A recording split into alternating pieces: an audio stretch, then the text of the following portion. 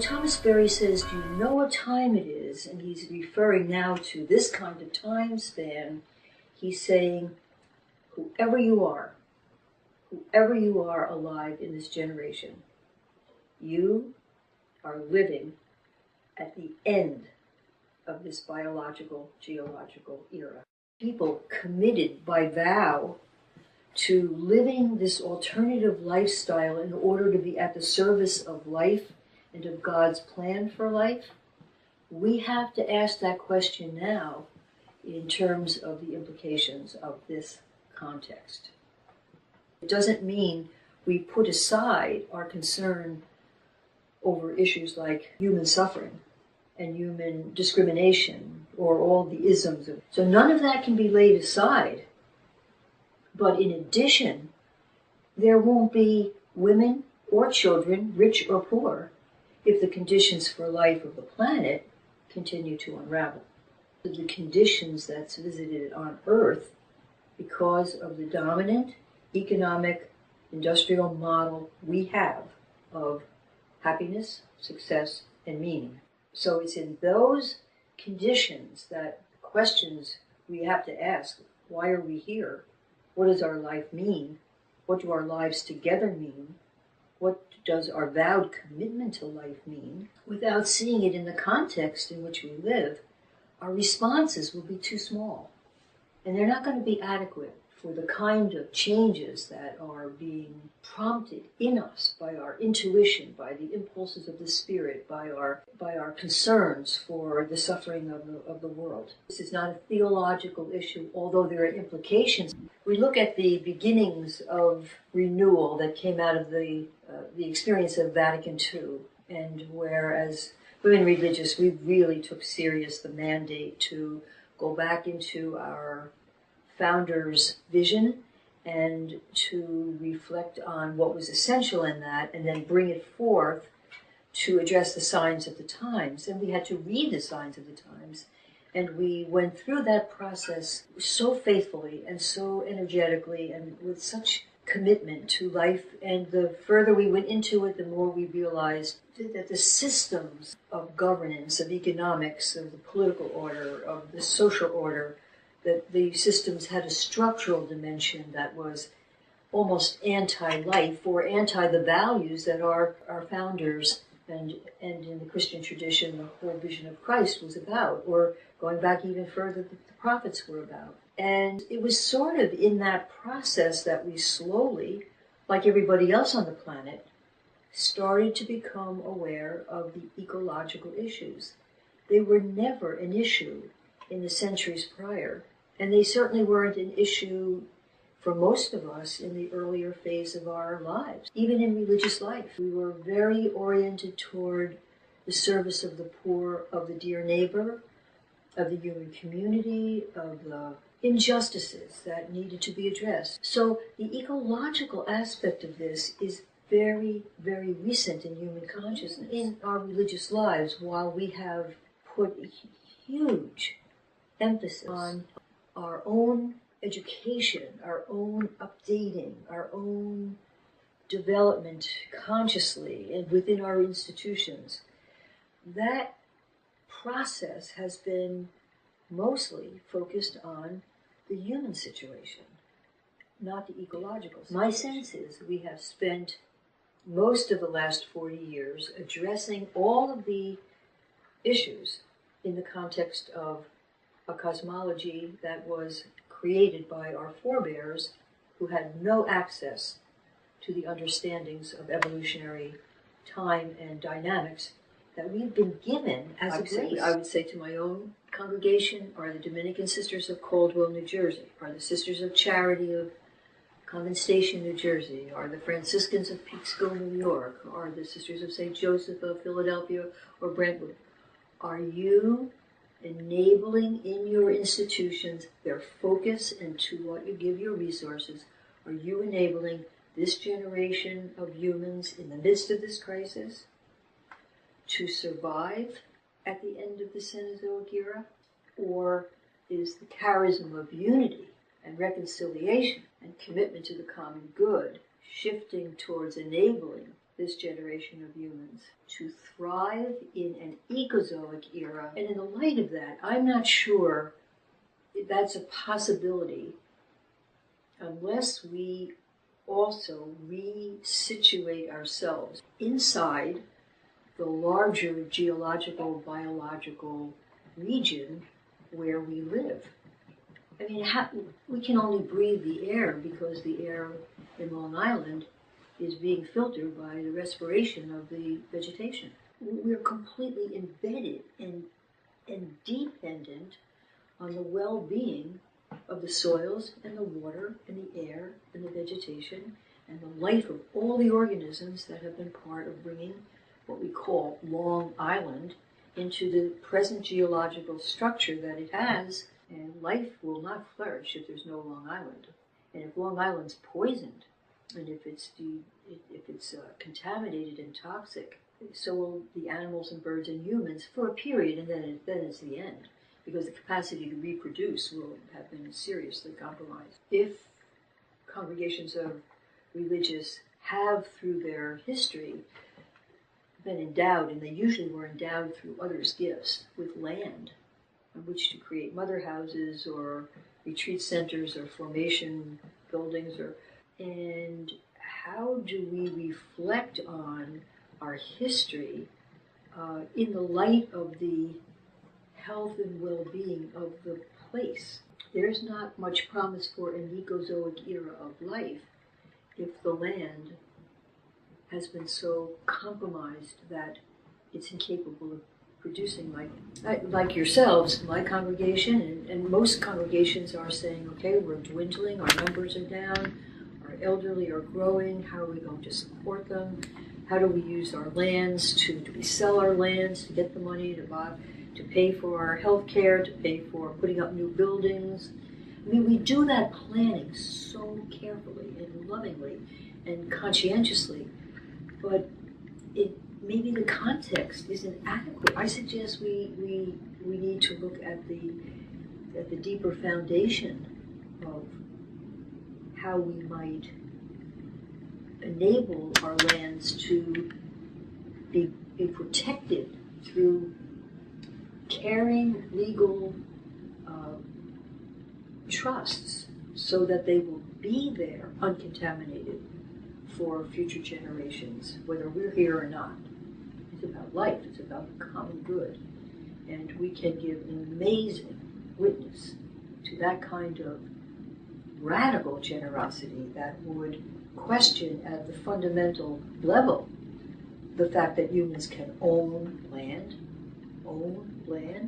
We wouldn't even be here if the land didn't exist and work everything else out to make life possible. It's interesting how Jesus, in his struggle to be a leaven in his society, in favor of the capacity that humans have for caring for the oppressed, the imprisoned, the hungry, the left out, the marginalized, and he said he came to do that he talked about in his Sermon on the Mount, certain conditions that humans would be capable of expressing now, not just through the DNA, not through genetic memory, but through conscious reflection and choice. And those prescriptions were that if we can do this, we will bring about what he called the reign of God. And so out of those insights, the whole theology of the evangelical life evolved, and then came to be called poverty, chastity, and obedience, which is a synthesis of conditions that make it possible for people to freely practice in order to create an alternative society to the one that is dominating and making it hard. So there's a sense in which Jesus, the insights of Jesus, to be liberated from this illusion that we need a lot in order to be safe, we need a lot in order to have our needs met, we can only achieve security if we accumulate. He broke into that and said, no. If you liberate yourself from that, then you have a freedom to be available to build the kingdom or to create the better community. What we've translated into the vow of poverty is really a human willingness to self-constrain, to put constraints on ourselves freely about taking more than we need, about having more than we need, consuming more than we need, extracting resources more than we need. And especially in this ecological crisis, it is more relevant than ever. Separation we've had and our own security is at the heart of why the planet is dying. So if we're going to be a sign of God's providential love and presence in the universe, what does that call us to do in terms of our lifestyles?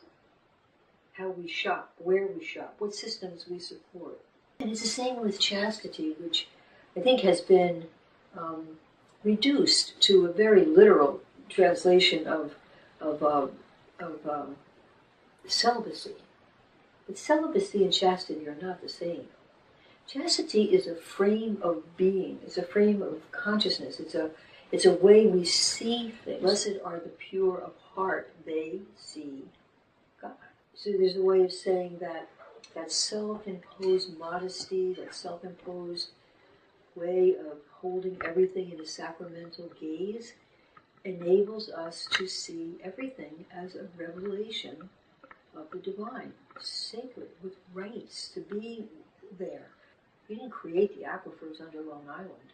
If that aquifer exists over time, it has a right to be there, and all the creatures that depend on it have a right to the aquifer. It's going to take a chaste attitude, a new understanding of chastity, to be able to grapple with that and protect it, and then do everything we can to allow those aquifers, those streams, those creeks to flourish. So it's a single-mindedness. It's a commitment that is non-negotiable. I think that's what chastity really. Or else, why are we taking a vow? And then the whole sense of obedience. Obedere means to listen. So are we listening?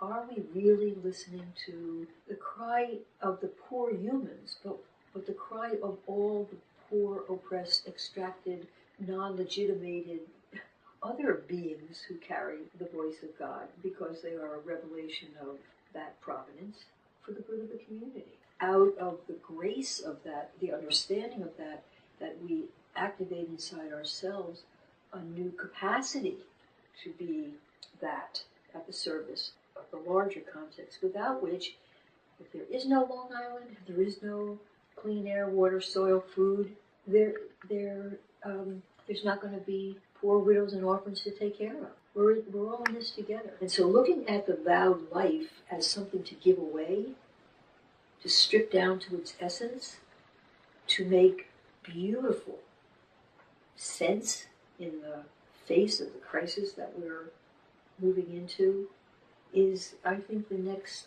phase of God's revelation. It isn't for us. The charism is never given to the one to whom it's given only for their purpose. It's to be given away. How are we giving it away? And I think those larger questions have to be somehow a context for framing our reflection as a congregation as we continue to move through these years of planning and trying to be as responsible as we can for shaping a different future. So maybe as we're just bringing some of these reflections to a close, we might think about this moment now, when our numbers are dwindling and we are aging, and yet young people, or people who still have a future ahead of them, can be enabled to touch into this deep future of bringing about an ecozoic era. If anything smaller than that is not going to work. How do we take this precious period of time we have left as we're planning our succession and caring for our aging and our institutions and trying to responsibly let those institutions go through a succession plan where they will be part of a different era, but with the charism, with the virtues, with the fundamental gifts that come out of the Sisters of St. Joseph or out of the Dominican Sisters. We're asking the same questions. How do we prepare for that transition, which is greater than whether we should merge and with other Sisters of St. Joseph or other Dominicans and split up the land and the buildings and the resource? You have to think about that stuff. That's not the issue. The issue is, how does this go on? This is going to take real commitment of time, money, resources, and members to do this well. A time of deep discernment at a level deeper than we've ever done before. But it's necessary for life. It's called for. And translating our contemplative focus into a new expression of what that means, I think, is of the greatest urgency. And we can do it if we pull together and touch into the deep love we have been given and give each other and want to give the world. We can do it. And nothing would be a greater legacy to give the future.